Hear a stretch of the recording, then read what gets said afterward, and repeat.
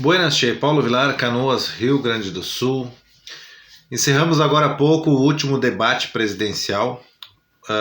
Gostei do formato, parabéns. Olha, difícil para mim dizer isso, mas eu acho que a Globo fez bem em aceitar o mesmo modelo de outros formatos e ter deixado os candidatos debater sem aquela interferência chata de jornalistas ou do mediador ou do Bonner. Então eu achei que foi bom essa mediação da Globo, né? Salvo alguns direitos de respostas, que eu acho que o Lula foi astuto, né? Porque toda vez que o Bolsonaro citava o nome dele, ele levantava o braço, enquanto que o Lula teve um certo cuidado de não citar o nome do Bolsonaro. Então, por isso, o direito de resposta dado ao Lula várias vezes. Esse é o primeiro ponto que eu quero salientar aqui. Mas agora vamos ao debate em si. Eu estou dando uma visão de alguém que é da base dessa sociedade. Não é a visão de um elitista, não é a visão de alguém, de um burguês, é a visão de um cidadão comum, de um operário de construção civil. E essa visão que eu vou dar para vocês é por que eu acho importante a visão que eu vou dar para vocês? Porque eu entendo o que muita gente fala e eu entendo o que é a cabeça do povão. E eu acho que existe uma certa dificuldade de fazer essa tradução. Tá, então vamos analisar o debate não passo a passo, mas tirar digamos assim, um aprendizado desse debate. Tá? Primeiramente, nos dois primeiros blocos, eu acho que o Bolsonaro foi muito mal. Foi muito mal mesmo, e para mim é ruim ter que falar isso, porque eu estava torcendo muito por um êxodo do Bolsonaro nesse debate, e eu acho que ele foi muito mal nos dois primeiros blocos. Né? O Lula... gente, primeira coisa, deixa eu salientar uma coisa aqui para vocês. É muito importante que a gente entenda que quem lida com a verdade tende a ficar mais nervoso. E quem está acostumado a ser dissimulado, está acostumado a mentir, ele tende a ser mais calmo. Então o Lula agiu com mais naturalidade porque para ele é natural mentir. Enquanto que para o Bolsonaro, entendeu, que quis lidar nesse debate com a verdade, ele ficou um pouco mais apreensivo. E ele perdeu oportunidades de ouro nesse debate, sim. Então eu acho que nos dois primeiros momentos do debate ele foi muito fraco, no meu ponto de vista, mal assessorado. Depois ele deu uma equilibrada. Ainda bem que depois ele deu uma equilibrada. Agora eu quero salientar aqui alguns pontos que eu acho que o Bolsonaro perdeu uma oportunidade muito boa. Por exemplo, quando o Lula disse assim, a sua TV, Jovem Pan, né? A gente quer isonomia, o Lula disse. Bolsonaro teve uma oportunidade de ouro para matar dois coelhos numa cajadada só. Ele poderia ter dito assim, peraí, a minha TV Jovem Pan, a Jovem Pan tem comentaristas de direita e de esquerda. Ela tem Rodrigo Constantino, tem Paulo Figueiredo, tem Guga Noblat, tem Amanda Klein, tem Fábio Piperno, né? Tem o Roberto Mota, tem Fiuza. Então a Jovem Pan tem pluralidade. Cadê a pluralidade da tua TV Rede Globo, por exemplo, da CNN? Quem são? Alguma vez existiu algum elogio ao governo Bolsonaro na Rede Globo, na CNN? Enquanto que na Jovem Pan tem elogios ao Lula. Então onde está a isonomia? Então ele perdeu esta oportunidade. Um outro fato que eu acho que o debate deixou muito a desejar e que o Bolsonaro poderia ter explorado um pouco ou levantado é a questão seguinte, o Lula promete um monte de coisa, né? E aí faltou um pouco de calma realmente para articular essas ideias, né? Mas o que acontece? O Lula sabe o que o pobre quer. O Lula sabe o que o pobre quer. E eu vou dizer para vocês como pobre, o que eu quero? Eu quero condição de vida barata, comida barata. Eu quero saúde, segurança e educação. É isso que o pobre quer. O pobre quer condições de vida boas. Eu sei disso. E o Lula também sabe o que o pobre quer. A pergunta é, o pobre sabe como ter essas coisas? Eu sei como ter essas coisas. Mas o pobre sabe como ter essas coisas? Não, o pobre não sabe. Então o pobre engole esse discurso fácil do Lula. Que no meu governo eu vou dar isso, que no meu governo eu vou fazer aquilo, que no meu governo isso aqui, porque eu vou criar um ministério tal, que eu vou criar um ministério... Toda vez que o Lula fala eu vou criar, eu vou fazer, eu vou não sei o quê, eu vou ampliar o Estado, é aí que nós deveríamos, que o Bolsonaro e qualquer outra pessoa que estiver num debate público deve mostrar para o pobre. Peraí, tu quer comida barata? Então tu precisa entender uma coisa. Quanto menos Estado, mais chance tu tem de ter comida barata. Agora, quanto mais coisas eu criar, mais caro vai se tornar a tua vida. Mais caro vai ser. Esse é o primeiro ponto. Por exemplo, o Lula promete criar o Ministério do Planejamento, o Ministério do Indígena, o Ministério da Cultura, 30 e poucos ministérios. O que vai ser isso? Cabide de emprego para os seus amigos e uma máquina pública gigantesca. Quem paga essa conta? O pobre. E quando o pobre paga essa conta, o que acontece? O custo de vida dele se torna muito mais caro. Adeus picanha pra gente. Adeus cerveja pra gente.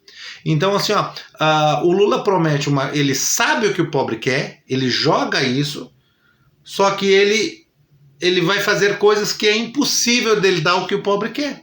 E aí é que eu acho que há o erro do Bolsonaro, e aí é que eu acho que há o erro de muitos comentaristas da direita que poderiam explicar isso pro pobre. Dizer assim, cara, quando alguém está te dizendo que vai te dar uma coisa barata, pergunta como. Como tu vai fazer isso? E começa a se questionar isso.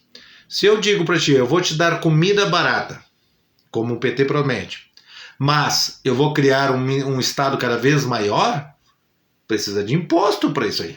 E da onde vem o imposto? Do nosso consumo, da comida, da gasolina, de todas as outras coisas que a gente consome. Então eu não vou te dar comida barata. Entendeu? Então é preciso explicar isso para a população.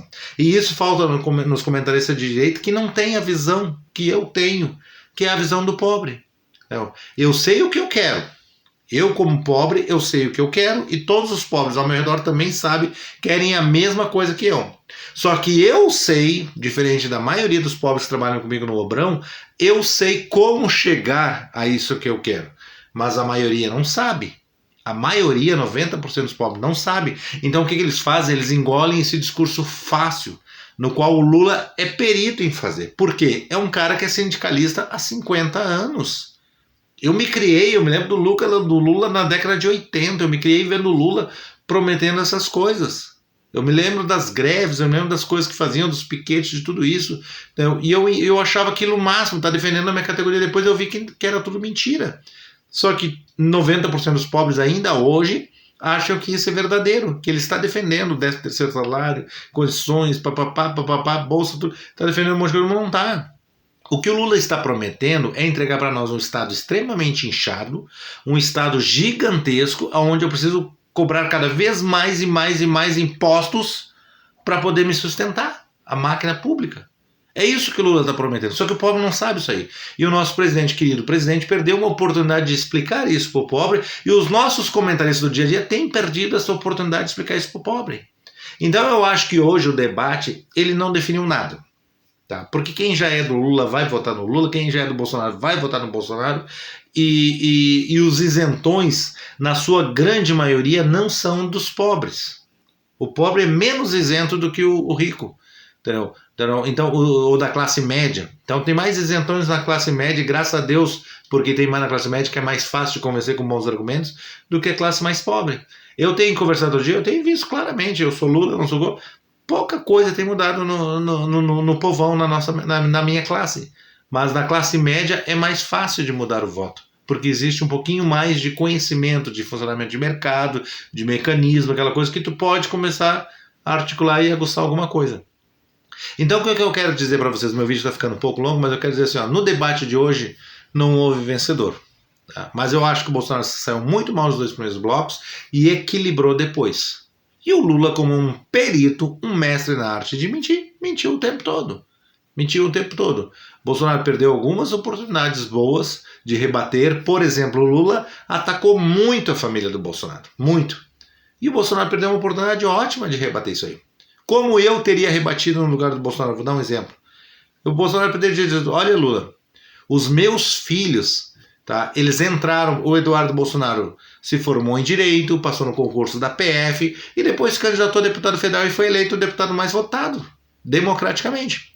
O Flávio Bolsonaro foi candidato, foi eleito 2 vezes, né, 2, 3 vezes, não sei quantas vezes o Flávio Bolsonaro, não sou do Rio de Janeiro, mas o Flávio Bolsonaro foi eleito democraticamente. Os meus filhos foram eleitos, entraram para a vida pública. A única participação que eu tive na vida dos meus filhos é eles levarem o meu nome e ter esse ponto de vantagem. Mas fora isso, meus filhos ganharam ascensão por mérito deles. Se eles fizeram alguma bobagem ou não, enriqueceram ou não, é problema deles. Agora, vamos falar dos teus filhos? Vamos falar dos teus filhos? O que aconteceu com teus filhos? Os teus filhos só passaram a enriquecer quando tu entrou no poder.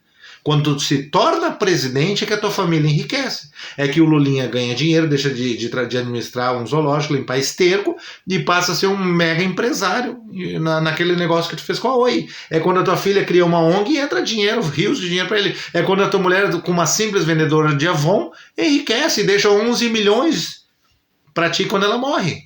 E tu declarou só 7. Então o Bolsonaro perdeu essas oportunidades de falar. E o Lula atacou a família do Bolsonaro. E o Bolsonaro não teve a capacidade de responder. Peraí, corrupto? Quem usou do poder de ser presidente para enriquecer a família? Foi eu ou foi tu? Foi tu. Tua família só enriqueceu quando tu chegou à presidência. E a minha família não. A minha família vem a vida toda trabalhando, sendo eleita, candidatos democraticamente, trabalhando, um foi para a Polícia Federal. Cada um fez o seu pé de meia do jeito que deu. E nenhum corrupto. Nenhum é corrupto. Então ele perdeu essa oportunidade. Eu acho que o Bolsonaro perdeu essa oportunidade de ouro. Mas eu entendo o presidente Bolsonaro porque há um nervosismo quando nós jogamos com a verdade. É mais fácil. Eu aqui, agora, é fácil falar para vocês. É fácil falar para vocês. Mas na hora, talvez eu estivesse tão nervoso ou mais que ele. E ele é um cara mega experiente. Mega experiente. Eu acho o Bolsonaro fantástico. Então, mas perdeu oportunidades de ouro nesse debate.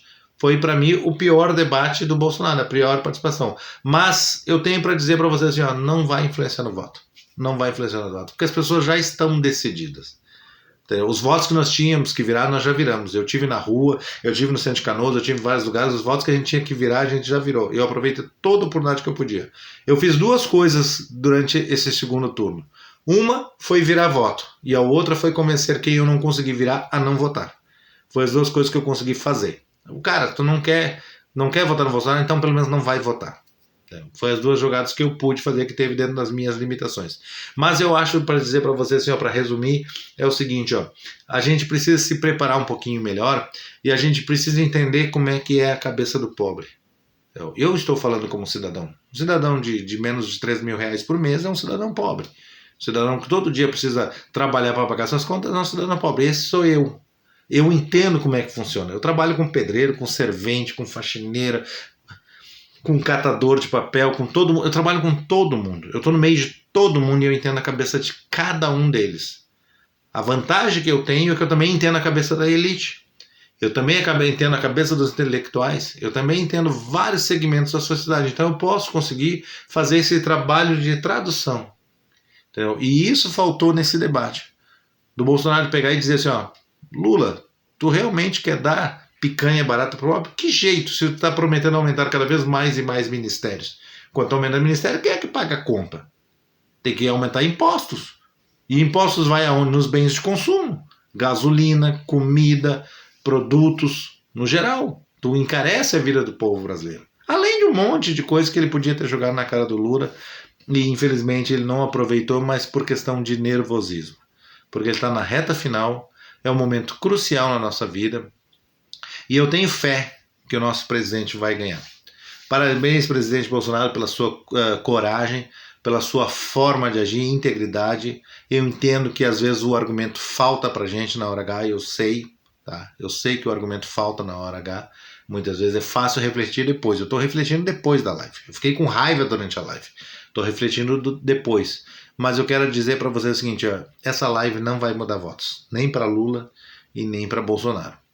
Mas os votos que tinha que mudar, nós já mudamos. E eu tenho certeza que nós vamos ganhar essa eleição no domingo. Eu sou Paulo Vilar, eu falo de Canoas, Rio Grande do Sul. Um abraço a todos, já está tarde. E rumo à vitória. O ladrão de 9 dedos não vai voltar.